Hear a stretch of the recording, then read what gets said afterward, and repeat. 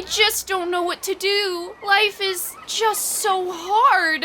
Hey, you! Are you feeling down in the dumps because of the war? War? I don't think there's... Well, boy, do we have a solution for you! Just take hold of this magical book Reverse evolution? What? and fall right on into the water! Ah! See? Now all of your problems are solved!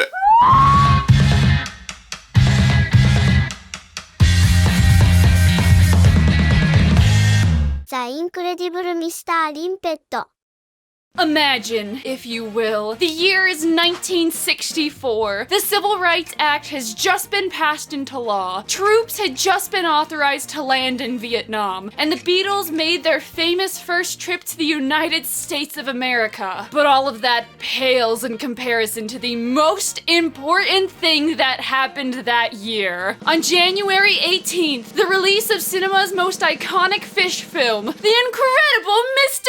Limpet! A horrifying film where a man anamorphs into a fish, cheats on his cheating wife, and starts a porpoise revolution. Fun for the whole family. Fun fact, growing up in my very Christian household, we were not allowed to watch non-biblical and Christian-related movies on Sundays. So while we could watch VeggieTales and Bible movies, we were not allowed to watch stuff like Pokemon or The Little House on the Prairie. Even though they go to church in like every other episode, Mom! But for whatever reason, one of the okay Sunday movie films was The Incredible Mr. Limpet, where Mr. Limpet is actually an insane isekai fish warrior who wants to bang jailbait fish and near single-handedly wins World War II for the United States. Why? Why was this allowed?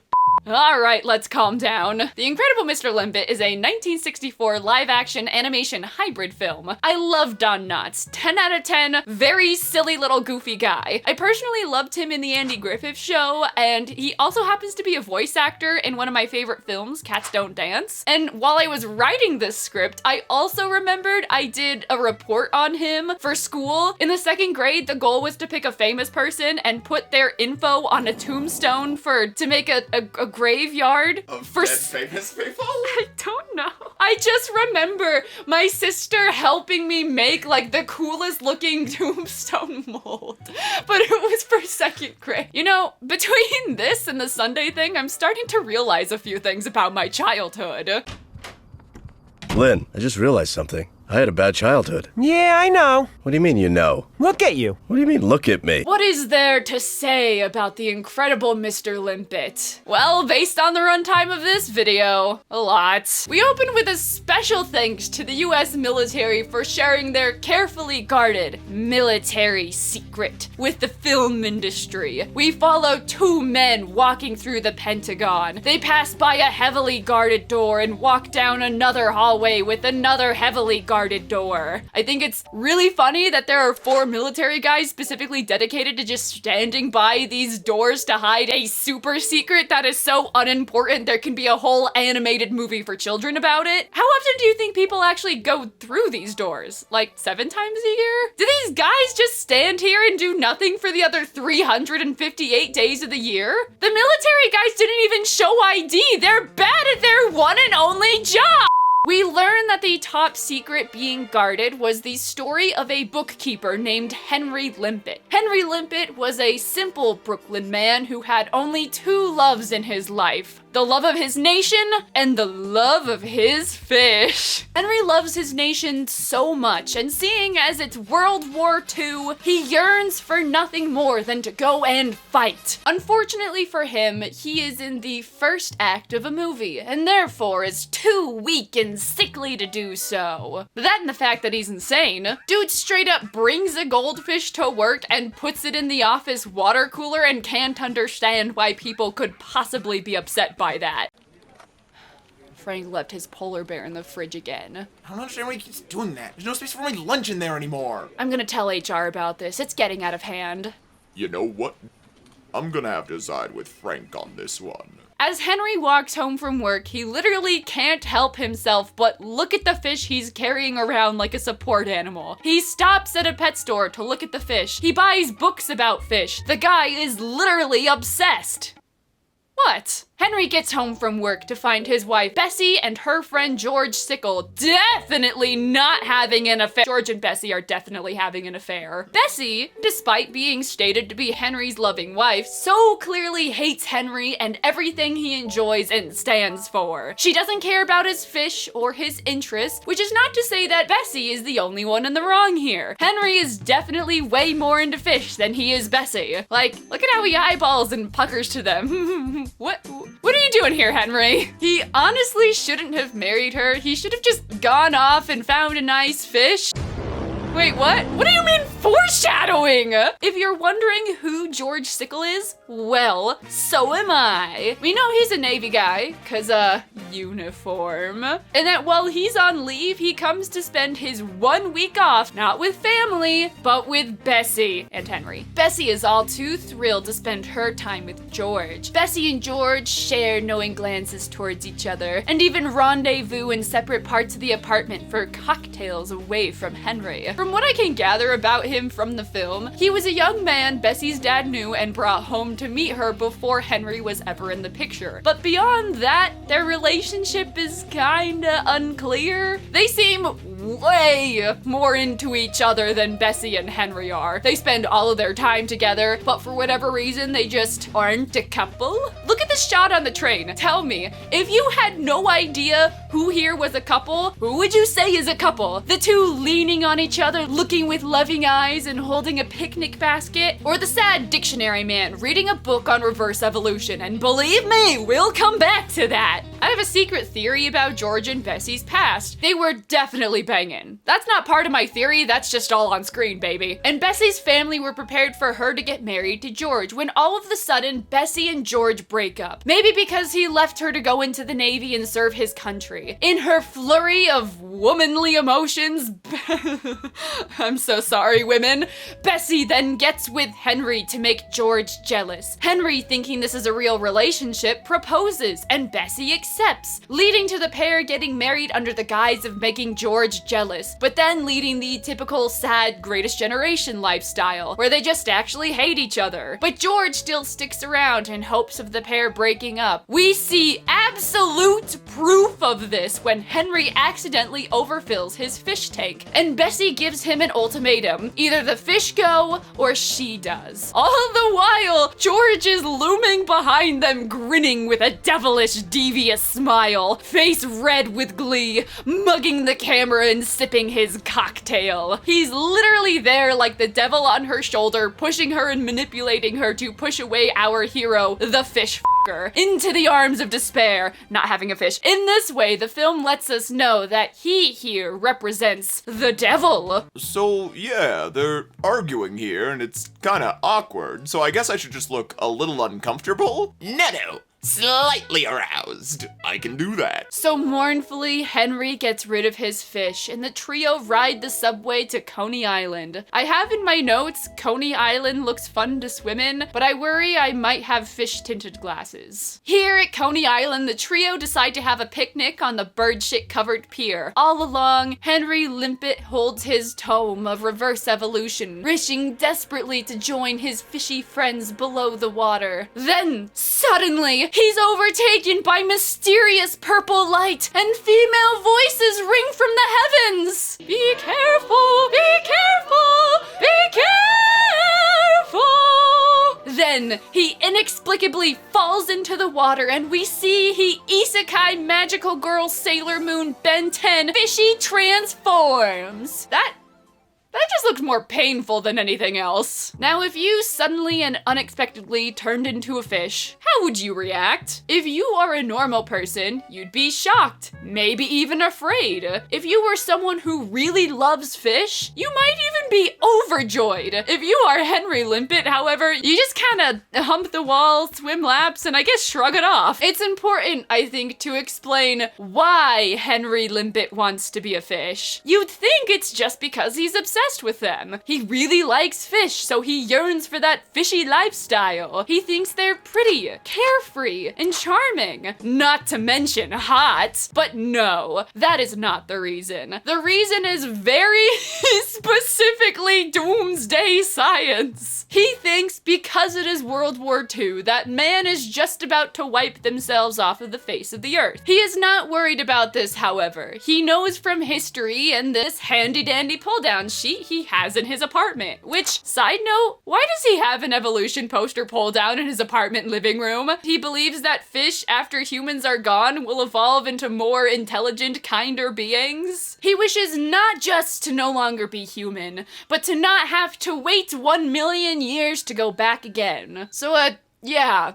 Also, he does all this while, and I know I brought this up a few times, reading a book on reverse evolution, which notably is a completely separate idea from his whole thing about fish-human evolution. When Henry is explaining this to George, you can actually see the actor break character and look at the cameraman confused. It's really funny. This movie just seems to have a very loose grasp on how evolution works. Ah, that's why it's a Sunday movie. So Henry is now a fish, and he thinks to himself about how lonely it is to be a fish. And as he swims through the dark and desolate waters of Coney Island, the heavenly voices come back to berate him, telling him, "Be careful how you wish, for wishes can come true." Now hear me out. This is by all accounts the moral of the movie. And what a moral it is. Mummy, if I really wish upon a star, it'll come true. Wow, Mummy, I'm so full of childhood whimsy. Ah ha ha! Mummy, am I going to turn into a fish? Yes, Johnny, do not wish. Wishing only leads to despair. Yeah, I forgot to mention that this movie is a musical. Sort of. It's kind of like one of those early 2000s movies like Tarzan or El Dorado where they might sing one song, but then the rest of the soundtrack is either Phil Collins or Elton John. But here, instead of having a big name singer, they just have this odd heavenly choir telling Henry he's a dumbass for wanting to be a fish, which I can't argue with, buddy. So Henry is now a fish, but he's not just any type of fish. He's a superhero fish. When being chased by a shark, he releases a sound they describe in the movie as a thrum, but one I would describe as a lion shitting its pants in an elevator. Oh.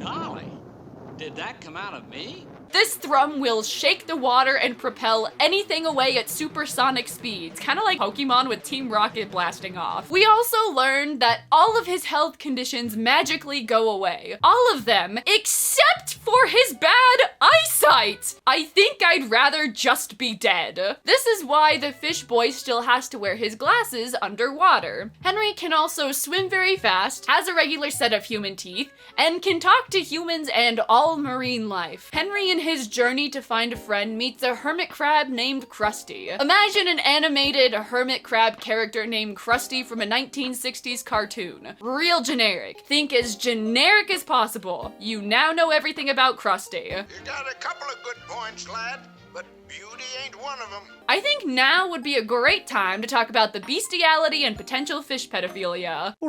Starts a conversation like that? I just sat down. Not with Krusty. Henry only really has eyes for fish, you see. And that is where a new character appears. Let's play a game of Can You Guess? Can you guess what this fish's name is? Number 1, Fish Lady. Number 2, Ladyfish. Number 3, Girly Fish. Or number 4, Woman Fish. Incorrect. Her name is Victim.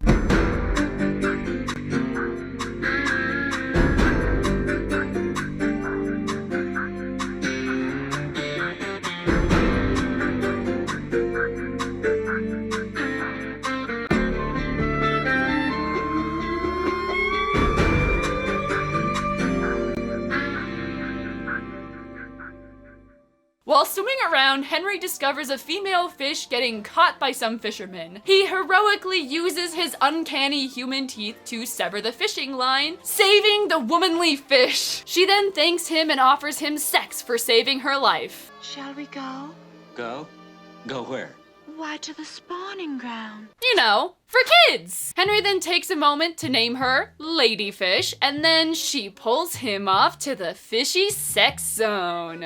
When he suddenly starts to get bombarded with haunting visions of his bitch wife, Bessie. When she appeared, I cackled like a frickin' hyena. It's unclear whether or not he's just remembering he even has a wife, or if these images are being sent to him by the devil George, who at this very moment is sniffing Bessie, presumably on their way to Henry's funeral. I'm not making this up, people! Henry is having second thoughts about whether or not he should go to the fishy sex grounds with Ladyfish or not. He asks her if she goes to the breeding grounds with every Tom, Dick, and Fish, to which Ladyfish responds, Oh no. See, up until now I've been too young. Jailbait fish! Jailbait fish! Jailbait fish! That being said, he doesn't find it right to sleep with another fish while he's still married to Bessie. You're a good guy, Gary. So Henry tells Ladyfish he'd rather just be friends, to which she basically tells him they either f*** or they don't talk at all, and she leaves. Bewildered and heartbroken, Mr. Limpet swims after her, but in his search, he learns about Pearl Harbor. He then receives a new vision. Uncle Sam. For the devilish George doesn't see stealing his wife and cursing him to a life of fishitude is enough. He must send Henry off to die. On his way to meet George, Henry comes across a US military destroyer attempting to sink a Nazi submarine. Seeing their failed attempts, Henry learns he can talk to the Americans using their sonar equipment, and he guides their missiles to hit the U-boat. Quick side note, a Nazi U-boat in real life was staffed by an average of 50 men, so... After this, with very little convincing, the US military accepts that Henry is a fish, they promote George to be a fish liaison, and comes with its own special logo. we forgot to talk about the logo. We never put it in the script, but there is a There's a fish logo. There's a special fishy logo. Which, imagine being like the designer for the US military and someone comes to you and they're like, quick, we need a question mark with a fish in it for this. We need a fish with big lips and spectacles. He looks something like this. Yeah, and then like they have to like quickly draw all of this stuff because it's on the boats, it's on the raft, it's on their like military uniform. It's top secret, but they put the literal fish on it. Yeah, they put the logo on everything. They put the logo on everything. It's super secret, you guys. You don't understand. Look, there's a logo on his parachute. He's got his own logo? The military start using Henry to fight Nazi U-boats all across the Atlantic Ocean. How does Henry help them fight the U-boats? Does he use his horrifying thrum to shoot them down? I mean, that would make the most sense, as they spent so much time having him show multiple characters his ability. Nope. He just kinda looks where the U-boats are and then tells them where to shoot. His entire job could have been replaced by a guy with a pair of goggles. Henry talks to the military through their underwater sonar equipment, telling them where the Nazis are, and he makes his terrifying thrum sound before the Nazis get exploded. Now imagine, if you will, how absolutely pants-shitting that war cry is. Dad, I need help! Mr. Limpet is going to kill me! What's going on? Dad, the sound Mr. Limpet makes... Dad, that's the sound Mr. Limpet makes before he kills you! Oh, that? Don't worry, little Timmy. That's just the elevator lion shitting its pants again.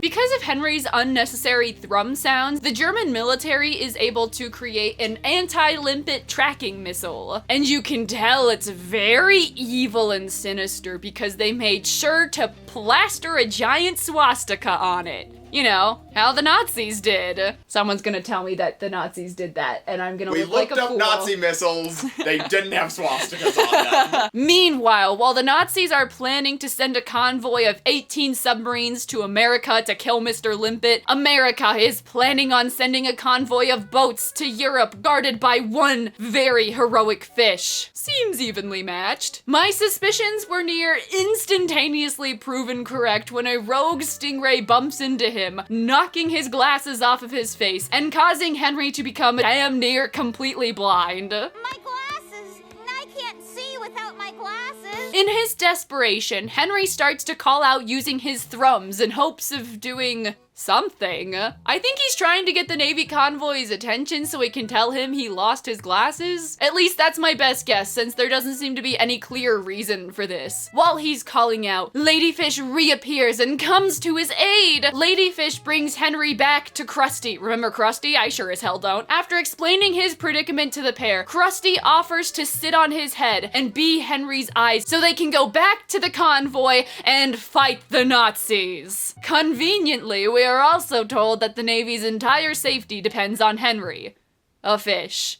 The entire US Navy depends on a fish with a hermit crab for eyes. So the big smackdown happens. The submarines start shooting the anti-Limpet tracking missiles at Henry. Unfortunately, these missiles have a fatal flaw. They follow Mr. Limpet thrumming, but he quickly realizes he can call them back to the German submarines. They literally track him seemingly until he wants them to stop, and then they go straight back to the submarines. So Henry Limpet successfully sinks all 18 German U-boats, and again with a staff of an average of 50 men per U-boat. So then we read a series of newspapers where we're told that the USA has rid the ocean completely of German U-boats. Now historically, World War II, Germany made 1,162 U-boats. Now if we are to average a crew of 50 men per boat, that takes Henry Limpet's confirmed kills to a whopping 58,100 men. Which is alarming because the evil fish in Jaws only kills 5 people, making Mr. Limpet the equivalent of 11,620 Jaws sharks, but for Nazis. Do you want to kill Nazis? Yes. So with World War II finally over with the help of a singular, incredible fish, Henry Limpet bids Krusty farewell. He and Ladyfish go back to the pier to say goodbye to George and Bessie and get a new pair of glasses. Henry and Bessie talk about staying together or not, eventually deciding on not, because as Henry points out, what will the neighbors think if you have a fish husband in your bathtub? Which is the most greatest generation thing I have ever heard. Bessie agrees and gives Henry a new pair of glasses. They amicably break up and go their separate ways, with Bessie into the arms of George and Henry Limpet off to teach the fish about reading. We cut back to modern day, or 1964 I guess, with George telling us, and by us I mean his boss, Rear Admiral P.P. Sputer, that he and Bessie have been happy for all of these years. George has just wanted to forget about all of this fishy mess, but now he and the US government have discovered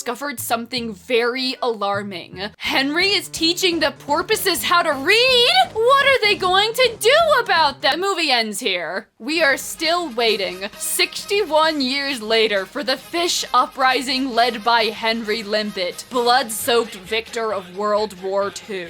One of the weird things I noticed in the opening credits is that it's actually based on a novel simply titled Mr. Limpet, which is weird because I'd never heard of it before. I had never seen or heard or read this book in my life, and I plan to keep it that way. But my editor, Micah, decided to bite the bullet for all of us and read all 119 pages of Mr. Limpet by Theodore Pratt. So, take it away, Micah. Tell us your insane findings. Okay, so before I can even talk about what's in the book, I have to talk about how hard it was to find a copy of the book. You would think, considering that Incredible Mr. Limpet was a pretty big film film back in the day that the publisher of the book would have tried to capitalize on the movie's success to print a bunch of shitty paperback copies with Don Knotts' face on them to try to get kids to go and read a book. But no! For whatever reason, and I do have some theories on what that reason is, this book seems to not have been reprinted any time this side of 1950. There's very few copies of the book out there on the internet, and the ones that are range anywhere from $200 to $700, which is unfortunately outside of my Limpet book budget. I searched for hours, trying desperately to find any semblance of an affordable copy or ebook or anything, but tragically, I failed. I could not find a published copy of the novel anywhere. That said,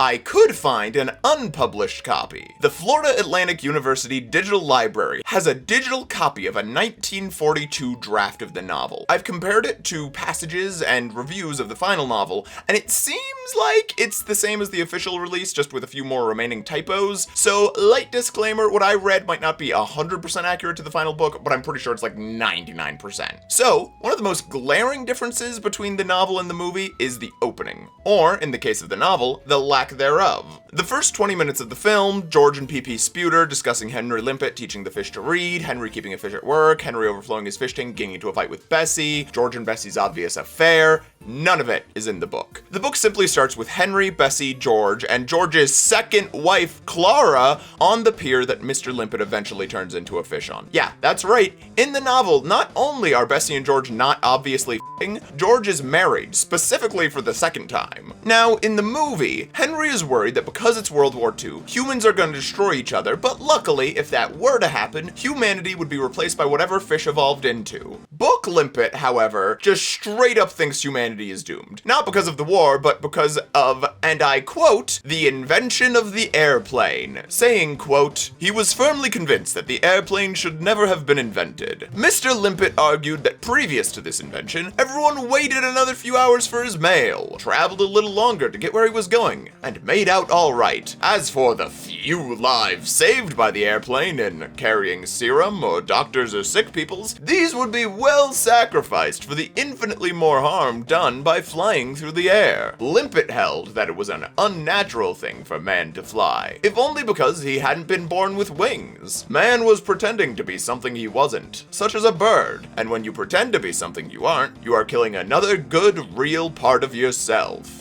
He then basically immediately turns around and wishes that he were a fish, staying completely morally and ideologically consistent with his previous tirades against airplanes. The book then plays out somewhat similarly to the film, with Henry falling into the water and turning into a fish. The book takes a somewhat different direction afterward, however, as it just kinda sits with it longer. In the movie, he immediately accepts that he is a fish, swims around, meets Krusty, meets Ladyfish, decides to go to war, and has a gay old time. But in the book, there is no Krusty, and Ladyfish doesn't show up until chapter 6. Book Limpet just kinda sits and mourns his lost humanity until eventually he accepts it. He realized in his life he always wanted to go see Florida, so he goes and does that, and then spends some time saving fish from fishermen, because now that he's a fish, it doesn't seem right to let fish die. The fish, however, are not the talking sort from the movie. They're basically just fish, and pretty much every fish he meets seems put off by him, except for Ladyfish. Henry saves Ladyfish from fishermen, just like in the film, and their conversation is almost identical to the conversation they have in the film, but with one major difference. Henry in the movie has been a fish for less than an hour and has made a friend, Krusty. Henry in the book, however, has been sadly moping around Florida all alone for weeks. He still turns down her advances due to his loyalty to his wife, but when she leaves, he realizes he'd be a fool to let go the only other being who will ever be able to speak to again, instead of being driven by, I don't know, weird, horny Don Knotts fish energy. It's pretty convincingly portrayed to be a lonely man desperate for company. The middle section is basically the same as it is in the movie, just without the more cartoonish elements, i.e. Krusty and the Limpet seeking Nazi missiles. He goes to work for the US military, he helps the convoy, loses his glasses, which he replaces not with a crab, but with a pair he founds on a corpse in a sunken boat, and then eventually the war ends. To thank him for his help in the war, the US military offers to use science to turn him from a fish back into a man, reasoning that, and I quote, that because he was once a man who had been turned into a fish, it was therefore possible to turn a fish back into a man. Science! When he goes to talk to George about this, however, George warns him off, saying that because the US military doesn't want the story getting out, they're planning on just taking him and killing him. Which really makes you think, considering the overall tone of the novel, I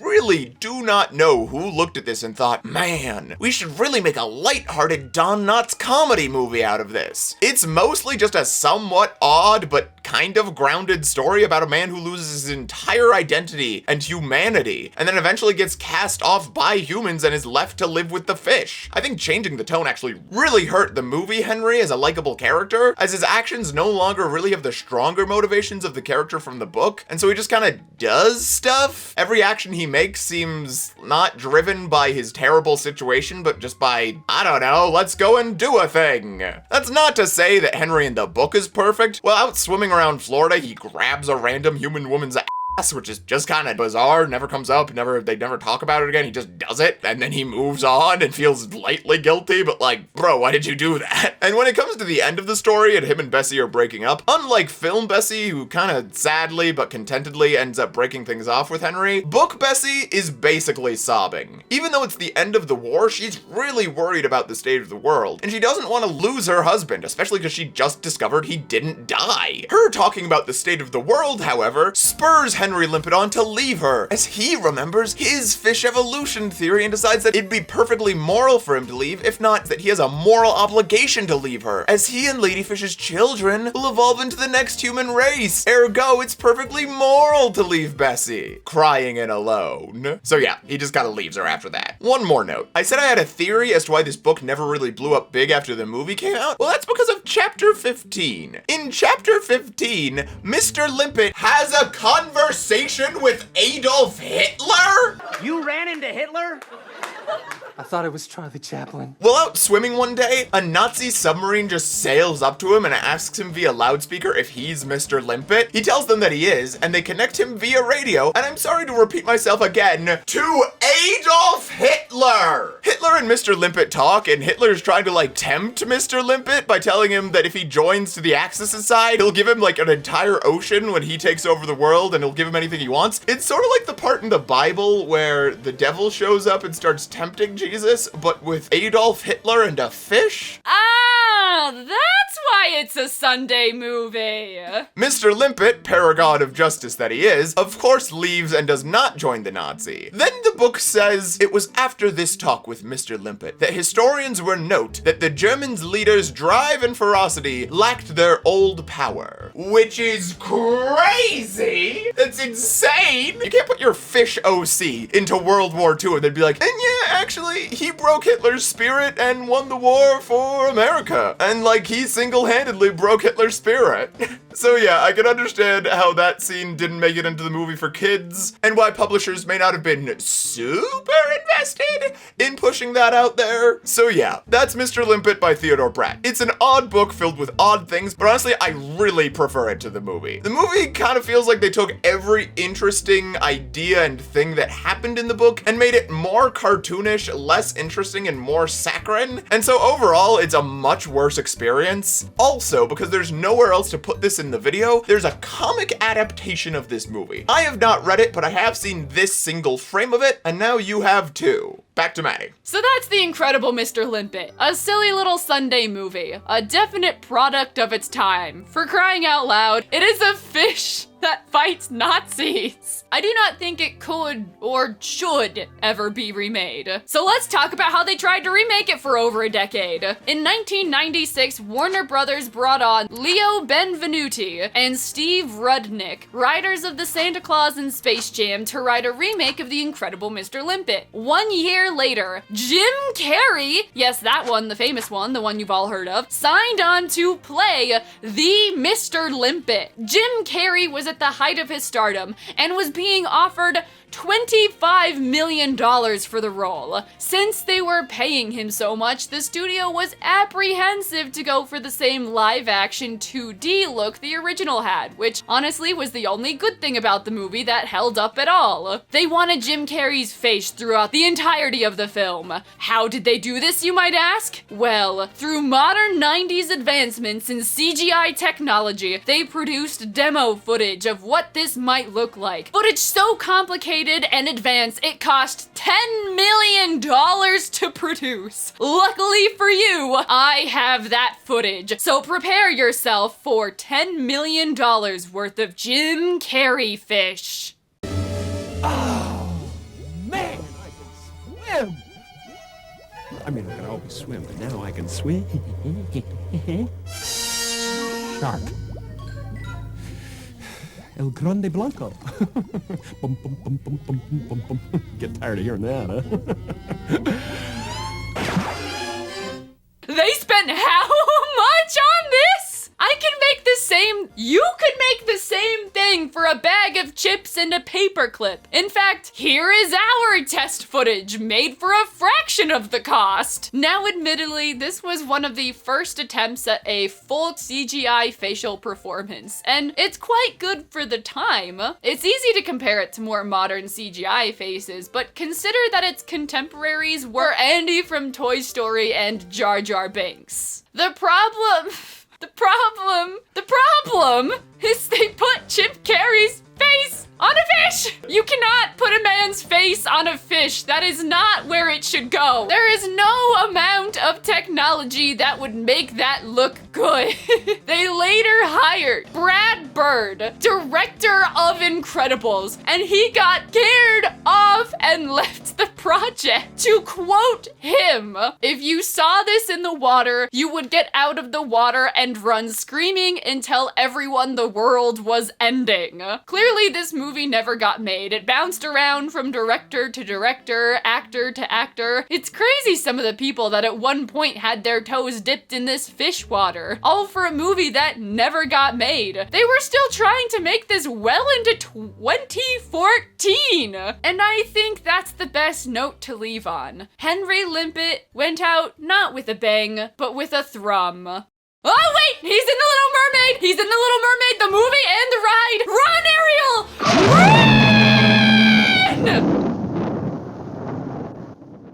Thank you so much to my patrons, Izama, Roses in Water, Lady Alpossum, Nowhere to Xander, Icy, TJ, Menti Williams, Char, Mira, Meat Cubed, Aleheart, Bella Noggle, Salo Sketch, Anna the Giant, Abby Gale, Selena Beebe, Fatime Liskowski, To My Ears, Claudia E. Gomez, Blue Vamp Countess, Constellation, and Bridget Butler. If you would also like to become a patron and have your name read out at the end of my videos, you can join my Patreon for only $2 a month.